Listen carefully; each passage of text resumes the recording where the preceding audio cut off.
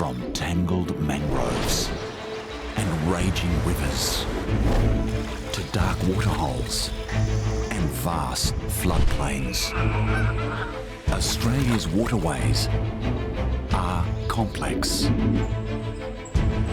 competitive, deadly. The riverbeds are battlefields where the vicious thrive. The marshy grasses are alleyways from where the cunning strike. A web of organised crime winds through Australia's deadly wetlands.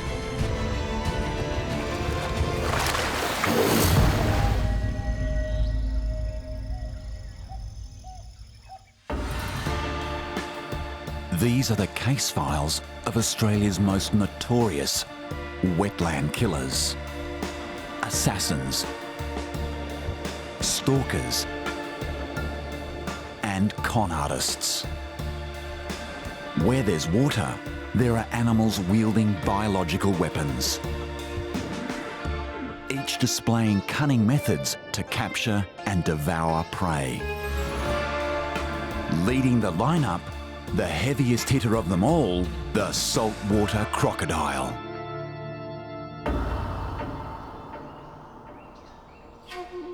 River mouths are the gateway to Australia's wetlands.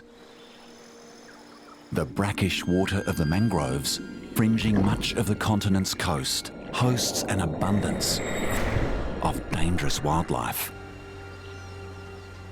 But nothing is more formidable than the saltwater crocodile.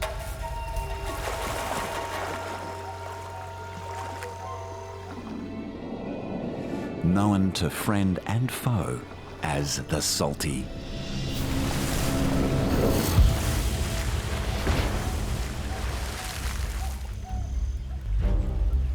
The world's largest living reptile, the Salty can grow to 23 feet and weigh beyond a tonne. They are the undisputed rulers of northern Australia's coasts. They have the muscle and the weapons.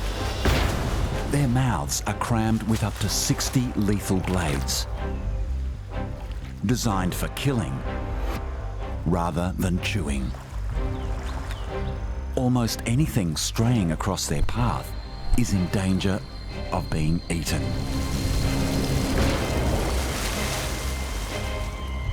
Getting too close to a Salty only happens once.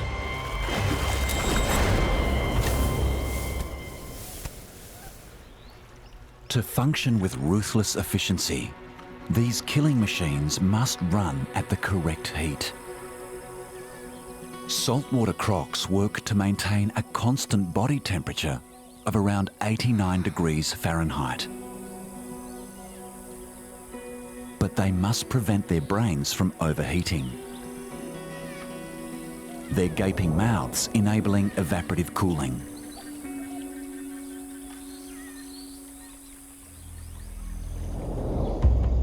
Although the crocodilian brain is small, Salties are capable of learning, observing the habits and feeding patterns of those they stalk.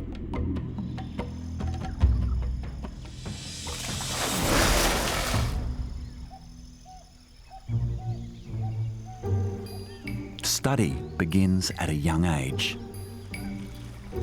Juvenile crocs are known to target a peculiar fish that can walk on dry land, the mudskipper.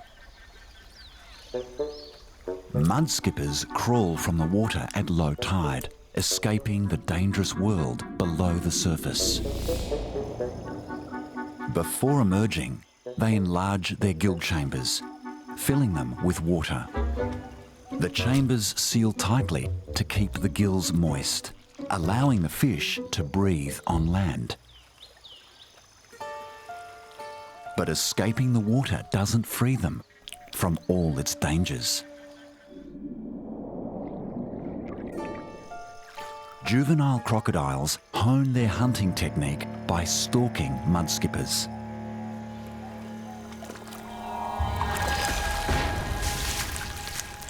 It's perfect training before they graduate to much larger prey.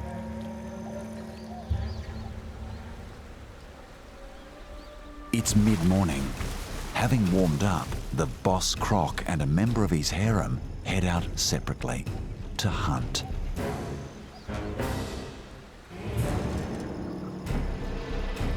Fast swimmers over short distances, salties can reach 18 miles an hour. They move upriver, each in search of a different meal. Water buffalo wander across the wetlands. Introduced from Western Asia, they now run wild. They graze on aquatic grasses and other wetland plants.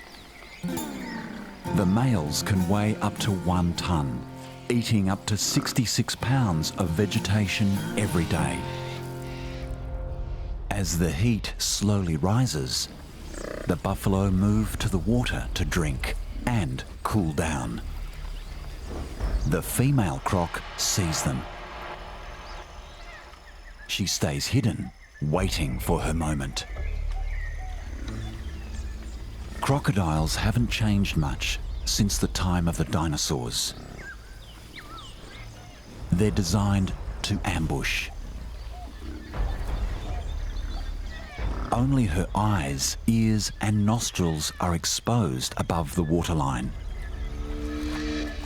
But moving in for the kill, she disappears completely.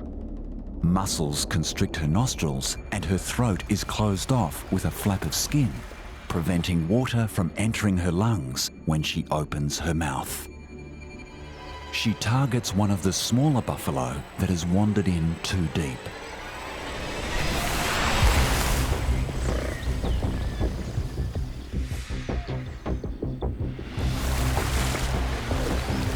The notorious death roll finishes the job.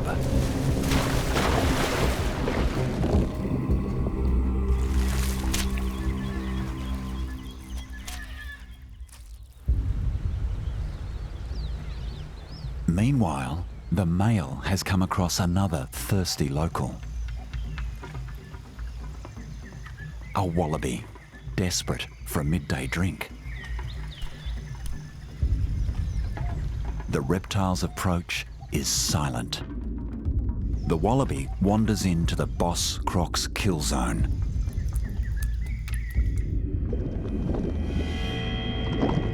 The beast hurtles from the water at 12 miles per hour.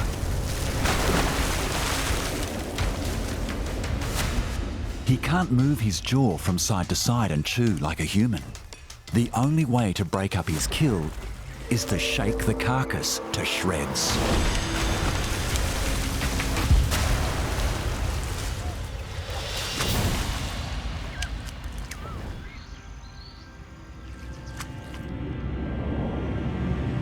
The crocs each return to their home among the mangroves to digest their meals. While the saltwater crocodile relies on brute strength to capture its prey, another more diminutive hunter has evolved a highly skilled approach.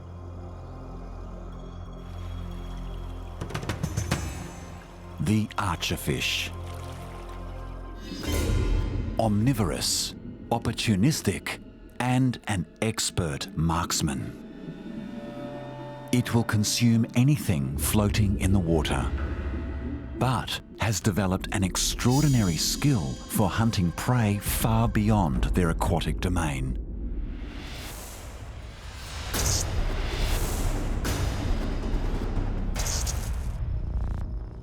A master of physics, the archerfish can make lightning-quick calculations to perfect its aim and dislodge prey.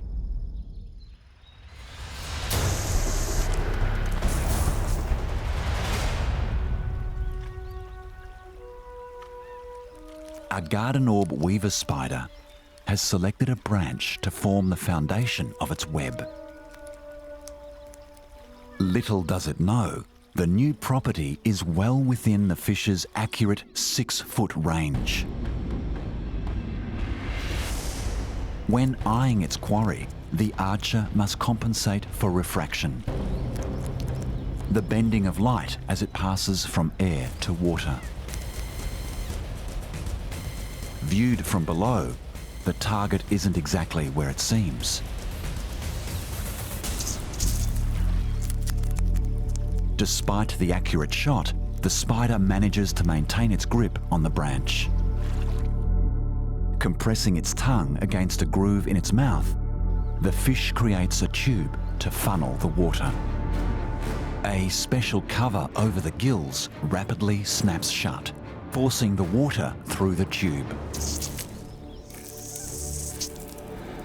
Once again, the spider clings on.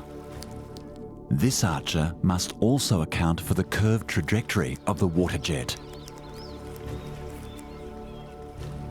letting gravity bend the shot toward the target.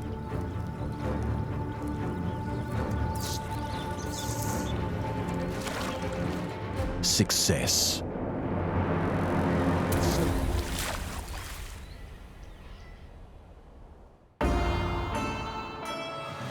While the archerfish employs precision ballistics to dislodge its quarry, the peculiar platypus homes in on the electrical signals of its prey.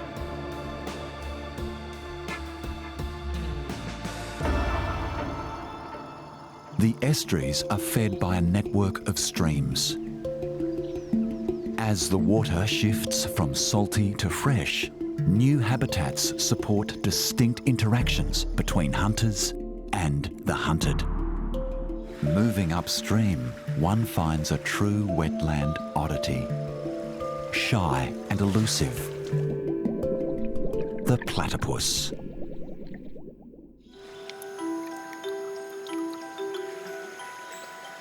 The platypus builds his burrow just above the waterline. When the coast is clear, he escapes his den for a day of foraging. Underwater obstacles are no challenge for this dexterous diver. Even though he's well suited to aquatic environments, he's a mammal and needs to come up for air every 30 seconds or so. Underwater, he closes his eyes and seals his nose, yet is still a highly effective hunter. His bill is covered with about 40,000 electroreceptors that detect the faint electrical signals emitted by prey.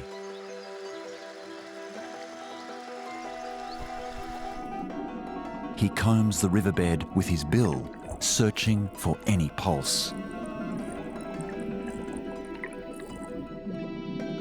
The first meal for the day, a tasty worm. Nourishing, but far from enough. He needs to eat about 20% of his own weight every day.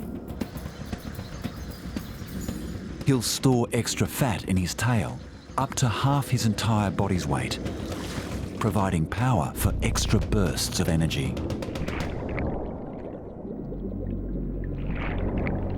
Faint electrical pulses belie the presence of a crayfish.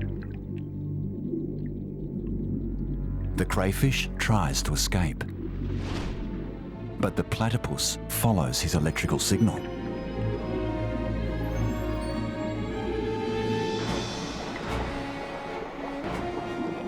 One crayfish down, but it isn't enough. A platypus spends around 12 hours a day searching for food. But this feast is about to be rudely interrupted. It's mating season, and another male has swum into his territory. He'll need to vanquish the potential rival. When it comes to combat, the males are well equipped for a knife fight. They both carry concealed weapons, a venomous spur behind each hind foot. The tussle ends quickly. The challenger escapes the fight, swimming downstream in search of another mating ground. the victor can resume gorging on crayfish.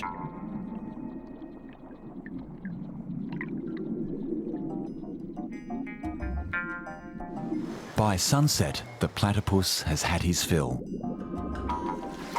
A day of foraging and fending off a rival has earned him a well-deserved rest.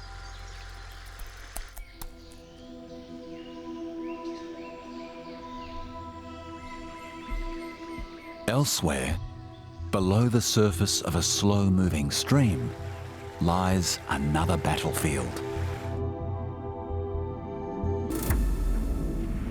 This hardened bully feeds on the dead and the dying. Few species would challenge the freshwater crab.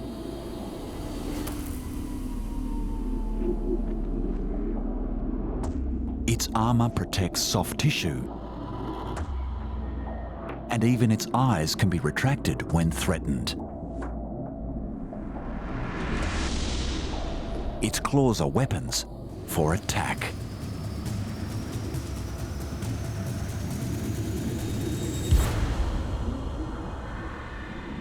However, the crab shares the river with an unlikely rival. A leech. A tiger leech.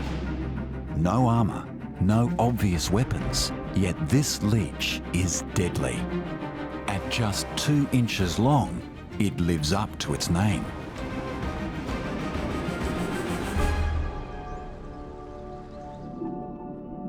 The leech is stealthy, seeking out the chemical trails of potential prey.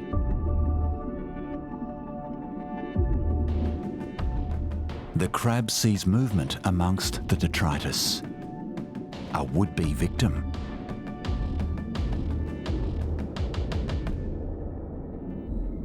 The leech seems wary and keeps its distance from the well-armed aggressor.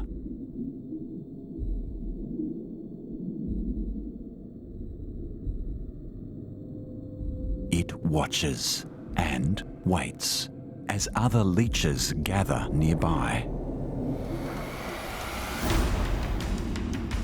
The crab moves in to attack. But a second leech arrives, seeking the crab's juicy insides.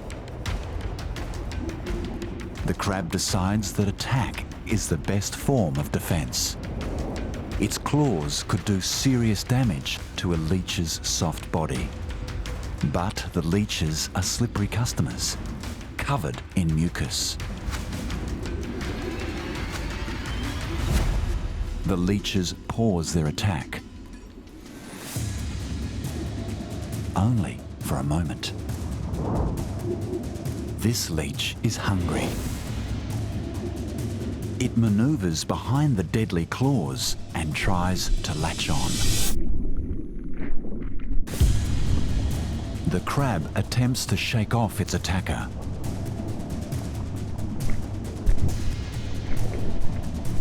A master at breaking and entering, the leech has found a chink in the crab's armour.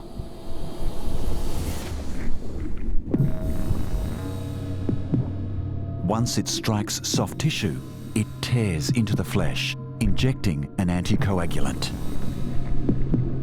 The leech begins to suck out the crab's vital fluids. The crab's struggle is futile. Its life is literally being sucked away.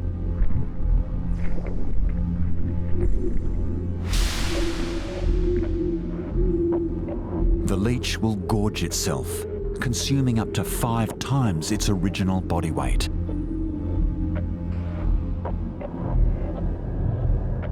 All that remains of the crab is its armour and the weapons that proved useless against the aquatic vampire. The leech won't need to feed again for months, even a year.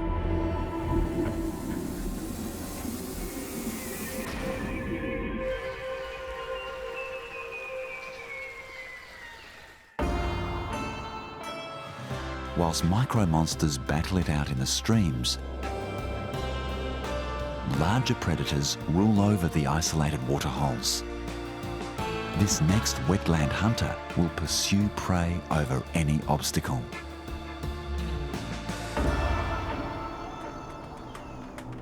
Australia's deadly wetlands shift with the cycle of the seasons.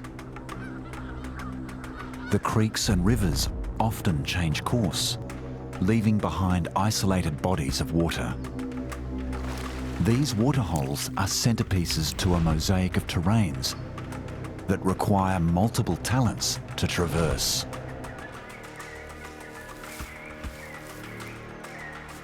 Amongst the thick grasses that surround the waters, a serpent assassin seeks its next meal.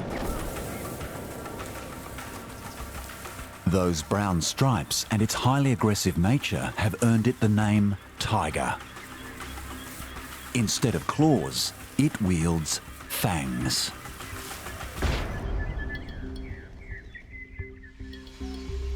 One of Australia's deadliest snakes, tigers are responsible for the second highest number of bites to humans. When untreated, half of all tiger snake bites result in death. Equally adept at hunting in water as on dry land, it swims with ease and can stay submerged for at least 9 minutes, stalking fish and amphibians. Tigers have been known to climb 29 feet from the ground to claim bird prey. Today, the snake has been spotted. The honeyeater sounds the alarm, alerting others to the threat. A missed opportunity.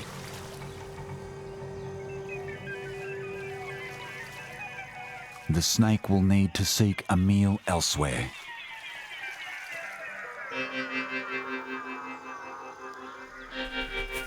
The brown rat is an introduced rodent, abundant in these grasses. Tiger snakes play an important role, preventing their population from blooming beyond control.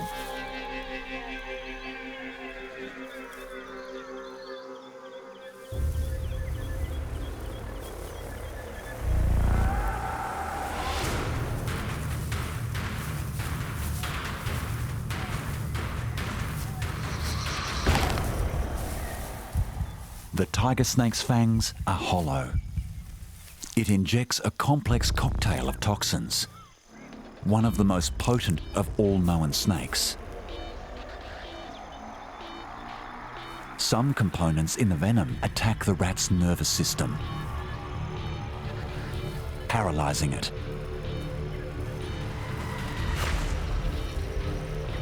Other ingredients target the rat's blood, causing internal hemorrhaging.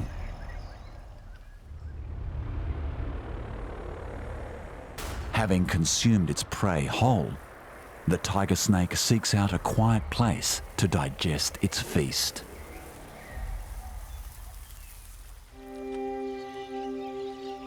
The tiger snake isn't the only reptile to conquer the diverse terrain around the waterholes. On the fringe of a billabong in Australia's north, another solar-powered stalker soaks up energy for the day. Never far from a source of fresh water, a Merton's water monitor will eat almost any suitably sized animal that crosses its path. With strong legs, it navigates the rocks. Its long claws and powerful tail fend off rivals during ritual combat in the breeding season. It hunts both on the land and in the water. The tail is both propeller and rudder.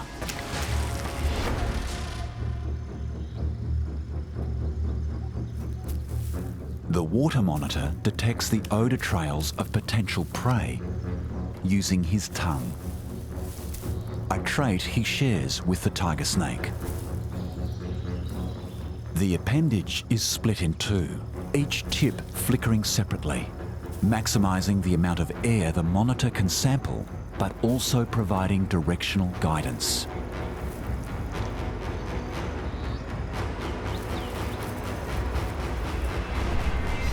The scent particles are transferred from the tongue to a chemoreceptive organ located in the roof of the mouth.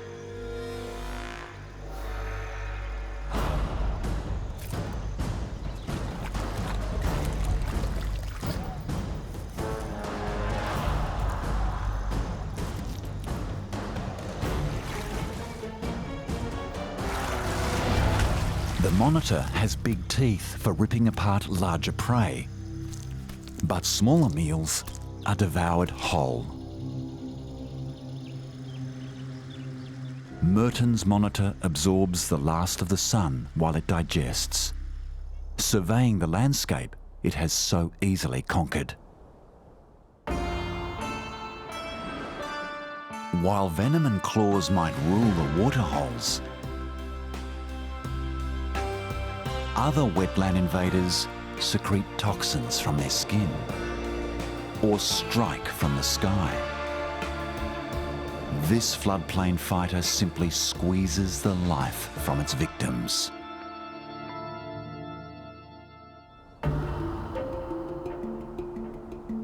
Hundreds of large rivers snake their way across Australia's coastal plains as they flow to the sea.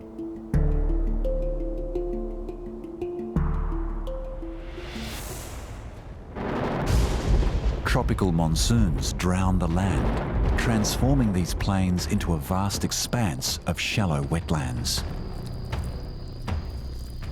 A nocturnal water python patrols the soggy land surrounding the river's edge.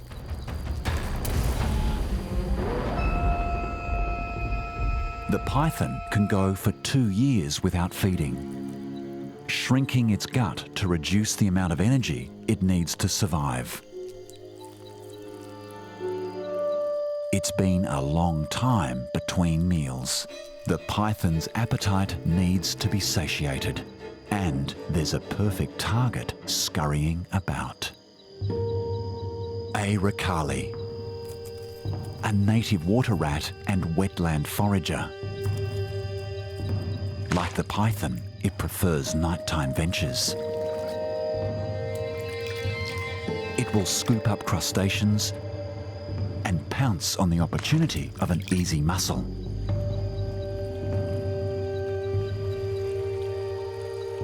It then slinks back to a regular feeding site to consume the meal.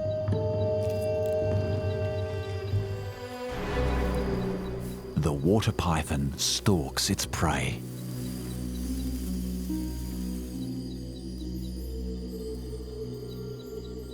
The snake's mouth is surrounded by scales that can pick up the heat signatures emitted by warm-blooded victims.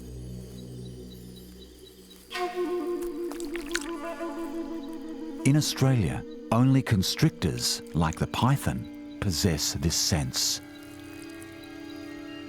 It receives a faint signal from the ricale and closes in.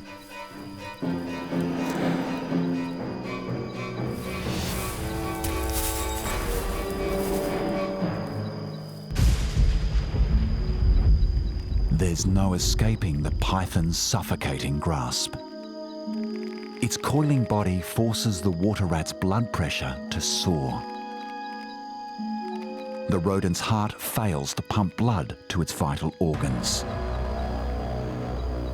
The python squeezes until the ricale is dead. The snake should be wary when consuming its prize. These wetlands are full of thieves. The python's lower jaw bones aren't fused together at the front. Instead, they're held together by an elastic ligament, which allows for an exceptionally wide gape. Teeth in the lower jaw then rake the food back into the throat before waves of contracting body muscles push the food down.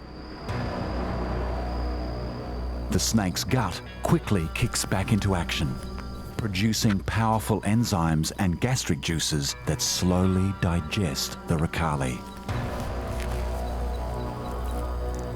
The water python slithers from the scene of the crime, in search of somewhere to digest in safety, far from its own floodplain predators, both in the water and in the air.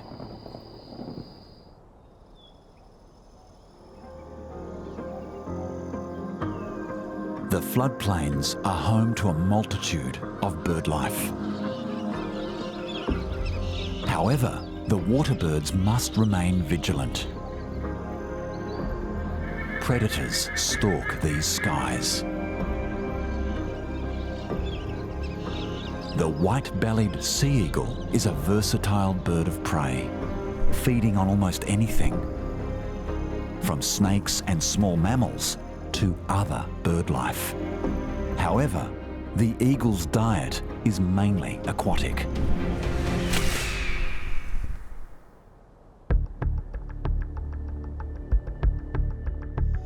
The white-bellied sea eagle glides with its wings stretched out, letting the thermal currents do the hard work.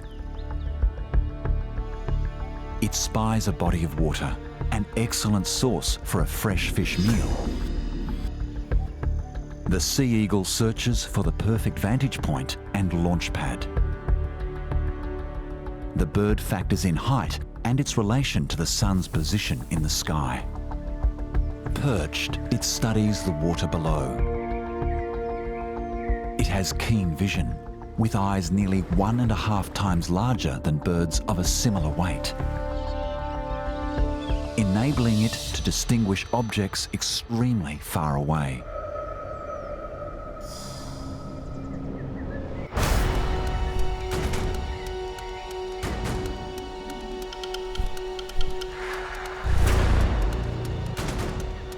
The sea eagle circles directly towards the sun, minimizing the chance that its shadow might give it away.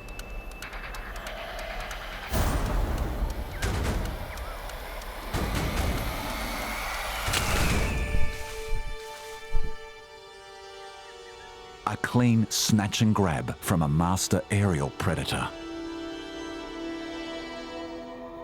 But the sea eagle must select its meals with care. Not all marsh-dwelling prey is safe to consume. The creatures of the floodplains are under attack by a nasty intruder.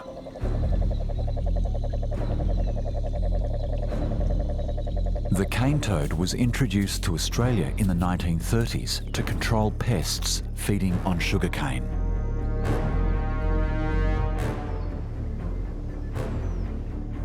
Unfortunately, the toads preferred to consume the native wildlife.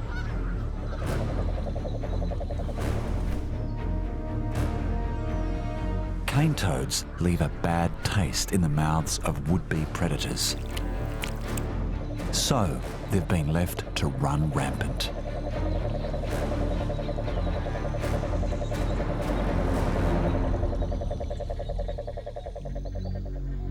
This male is a gluttonous brute.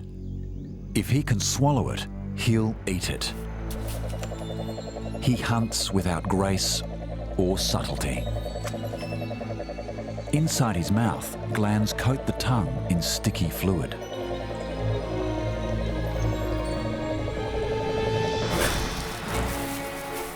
The tongue flick lasts only 10 milliseconds. By depressing his eyeballs into his mouth palate, he forces the meal down. In these dangerous waters, most creatures as small as the toad keep a low profile. This brute, however, enjoys his meal out in the open. Because this toad is full of more than just swagger. His defense oozes from his skin. Glands behind his eyes secrete a deadly hallucinogenic toxin. Unwary attackers suffer a long, drawn-out death. cane toads can live up to 15 years. And while adults tend to be thuggish loners, younger generations knock about in gangs. They swarm over the marshes, devouring anything in their path.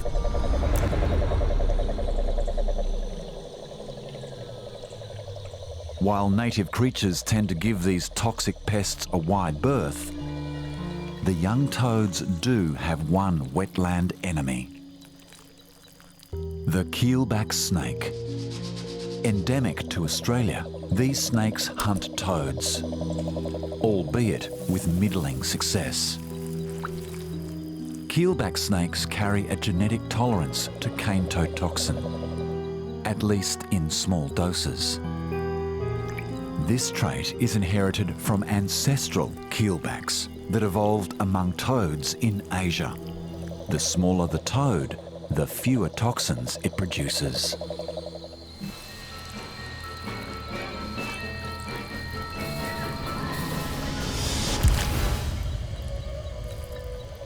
But something's amiss. The toad is too big and the poison too strong. If the keelback had devoured the toad, it would have followed a multitude of native predators to an early grave.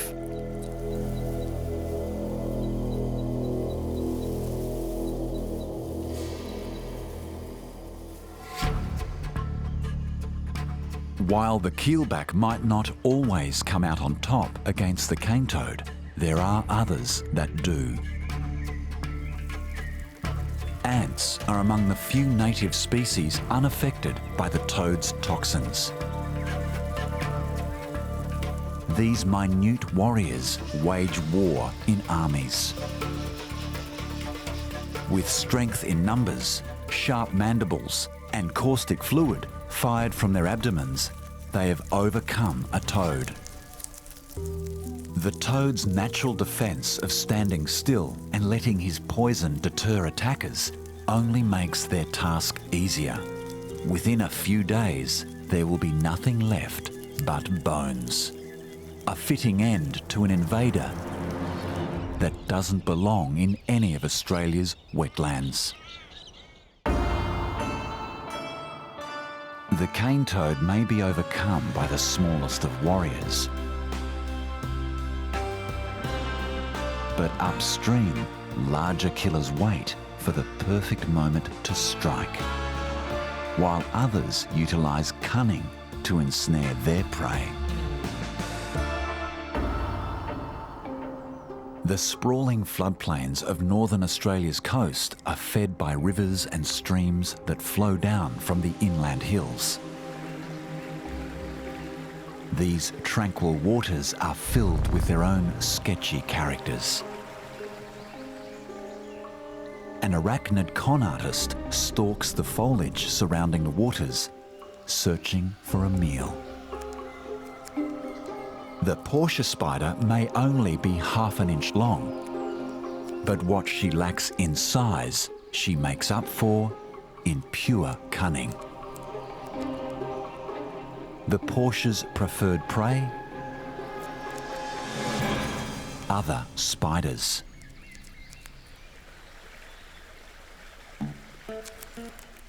The larger St Andrew's cross spider builds a web that reflects ultraviolet light, attracting flying insects.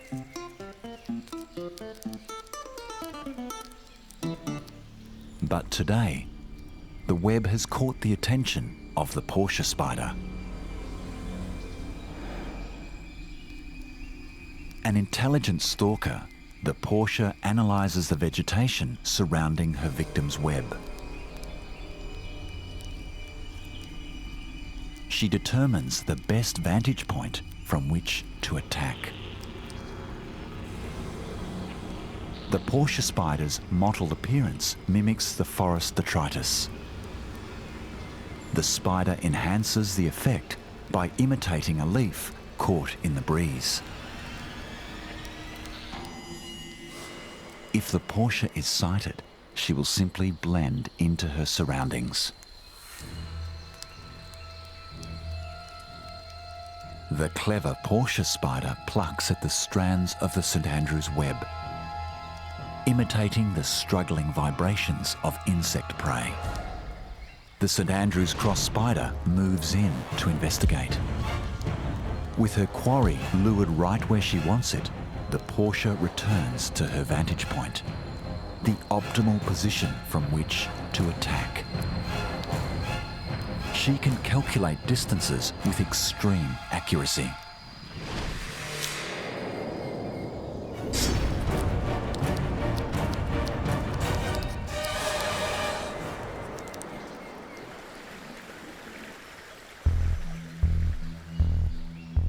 The portia spider injects her lethal venom and digestive enzymes, drinking the insides of her victim, leaving only the husk of its exoskeleton.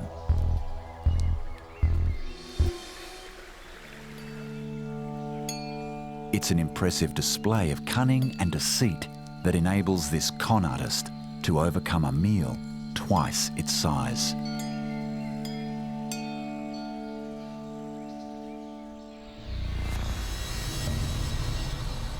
Below the scene of the portia's crime, the placid waters host another forest hunter. The freshwater crocodile. This smaller, slender cousin of the salty might not look dangerous.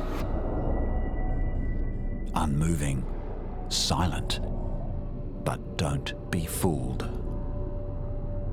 This croc has speed and power.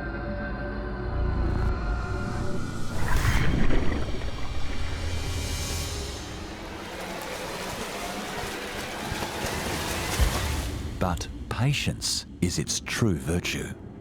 It favours the sit and wait method of hunting.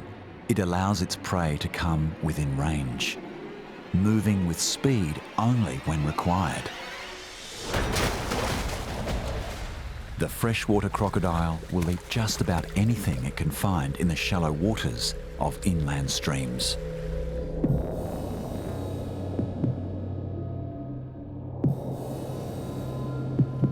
With a perfect hydrodynamic design, it propels itself through the water with a muscular tail, making up half its body length. But like all reptiles, freshwater crocodiles are ectotherms, gathering heat from their surroundings. In the morning, the smaller turtles gather energy faster.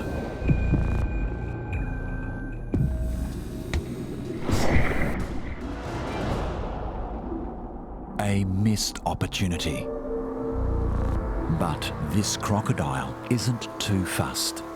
It knows that in this wetland there will soon be other prey arriving from above. Fruit bats, otherwise known as flying foxes.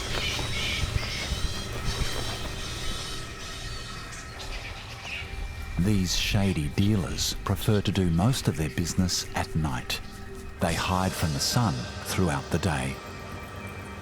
Flying foxes live together, huddled in large colonies. As the sun climbs higher in the sky, they compete for shade.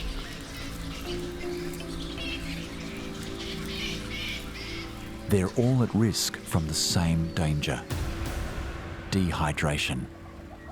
They need water. When evening comes, the bats prepare to leave the roost.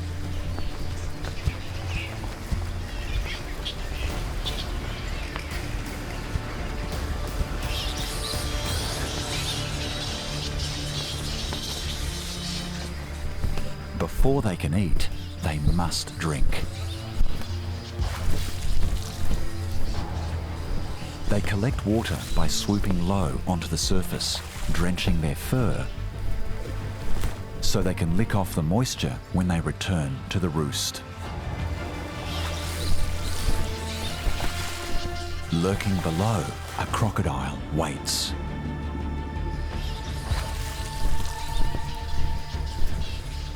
After a full day in the sun, it's charged up.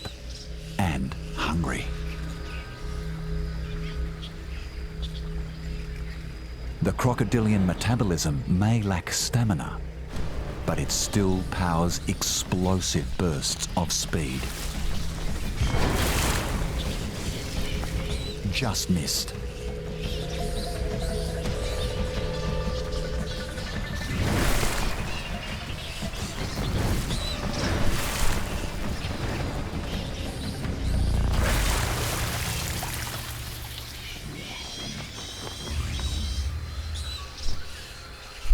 This bat knows the croc is on the hunt, but desperate with thirst, it takes the risk.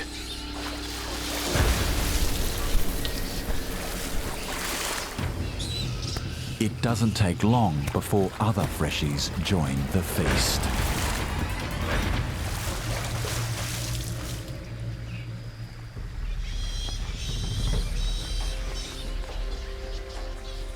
As the darkness descends, the surviving fruit bats head out across the forests. Searching for fruit up to 30 miles from the roost, they will carry seeds far from the parent trees. Flying foxes play a crucial role in distributing fruit trees across the forest and maintaining the habitats of deadly Australians below. These waterways are the lifeblood of Australia.